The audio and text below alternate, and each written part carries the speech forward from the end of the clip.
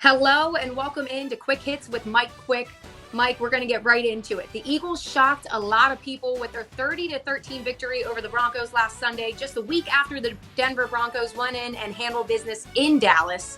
What are some of the bright spots of that past game this past week with them? Well, I think the biggest bright spot, you have to start out with Jalen Hurts and the way he played.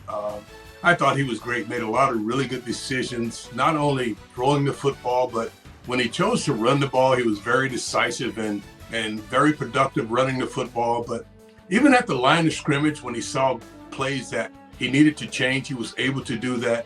That bright spot, along with the fact that there's some changes in the defense, they did some things a little bit differently, and they just played really well. And Nick Sirianni at the end of the game talked about how physical they were.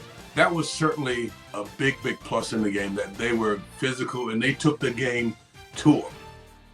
Like you just said, you brought up things on both sides of the ball where we're seeing the improvements we needed to see. So what can we expect going into this game against the Saints this weekend? Sam, I think that this team is now they found their identity.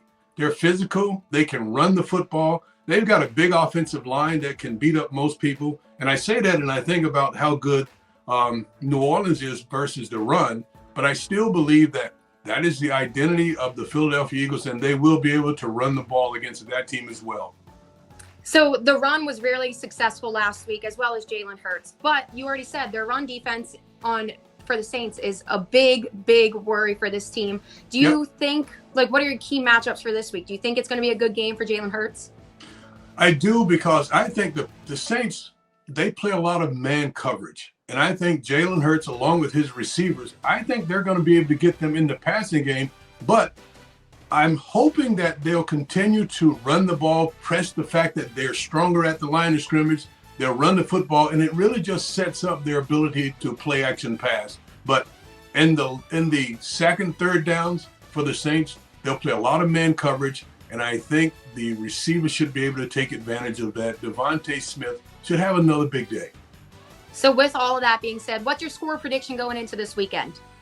I don't think it's a high-scoring game, because both teams, I think, will have, with the Saints down their quarterback, I don't think they can score a lot of points. Their best receiver, he's not playing, he's hurt, and there's just not a lot of production now on their offense. So I think it's a low-scoring game, somewhere in the neighborhood of 21-27.